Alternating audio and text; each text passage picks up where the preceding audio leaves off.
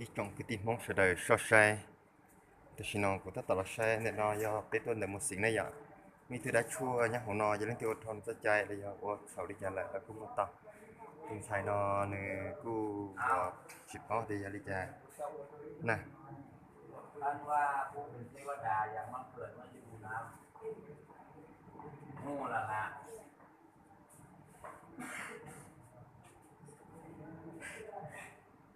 กสิบอกหลวงปู่แต่งขันดอกไม้ขันหน้าปูดอกไม้หางปูเทียนหางปูใส่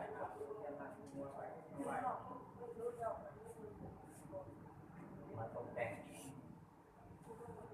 ในสวนมันมีดอกไม้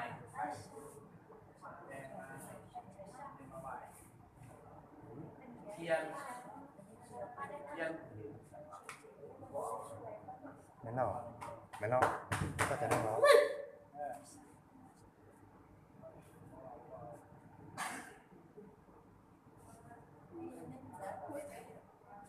เอาสาวสาแต่งขันมาหาผู้บอกผู้ให้เด้อไม่ผมมีเอาไว้ไม่เพราะว่าจานมาใส่จานเทียนใส่บอกไม่จ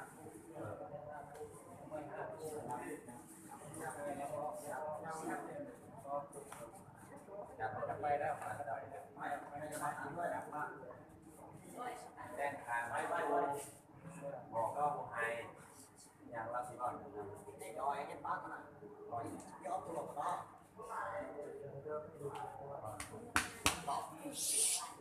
อย่าถึงหน้าย้อนตัวก็เอาแดงกันเอาไม้มาอันนี้ขามปลา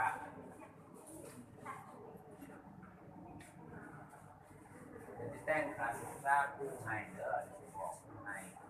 เด้อใจดีๆอยากมาอยู่น้ำเขาต้องปฏิบัติเขาขอพรน้ำปูสิบอกผู้ให้แต่งทำไม่ก่อนมาอยู่น้ำเขามาขับมาปูเขาถ้าเขาแต่งให้เด้อให้เขาขึ้นมาสาให้เขาเศร้าสา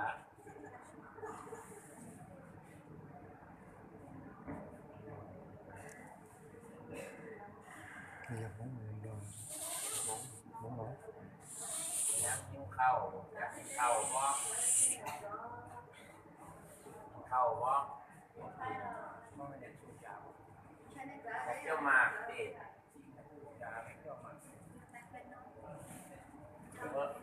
ไปนอนแอร์หน่อยนี่มันร้อนนี่คนมันมุงไปนอนเดี๋ยวเดี๋ยวนั่นไรจะเที่ยวหมากที่แตกมาให้อันเดิมมูอะไรนอนเรียนให้ไปดูที่ขันไอ้แท่นบูชาไอ้ห้องไหนไปนอนไปไปนอนไปเดี๋ยวแล้วเลี้ยงนอนตื่นเช้าครับ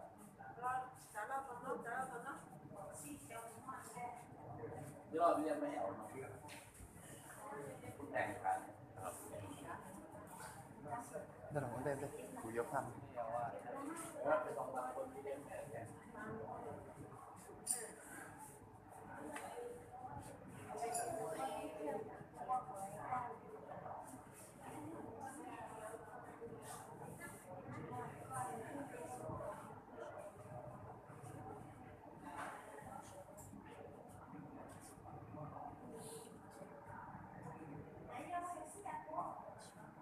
ป็นเครื่องแต่งน้ำสัตว์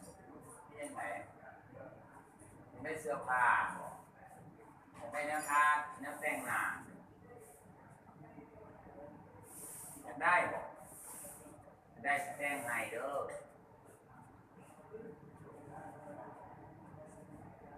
เครื่องแต่งของหอมอย่างน้ำงานซื้อมาให้เราก็แต่งให้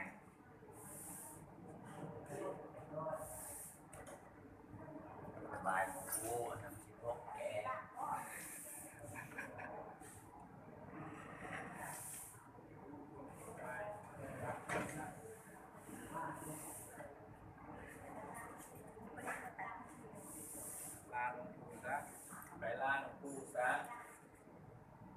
แต่งขันบอกผู้ให้เมื่อช้าแต่งให้เด้อ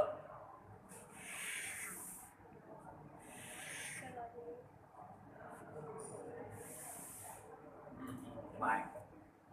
แต่งให้เมื่อช้าถ้าเอามือคุณละแต่งขาเมาแต่เขาแต่งให้เนาะ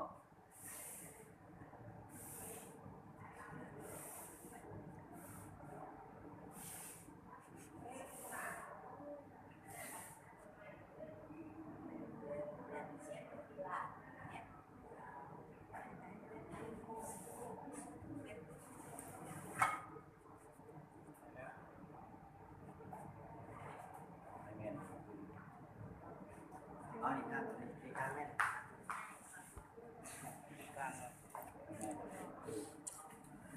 ไม่มีเขียน ทำบุญทำทานเป็นอะไรนะ ที่มาคุยลูกผมคุยปุ๊บ อยากได้อย่างมาลูก อยากได้อะไรเอามาทำให้แล้วลุกขึ้นทำอย่างนี้ไม่เอาที่นี่ทำบุญลุกขึ้น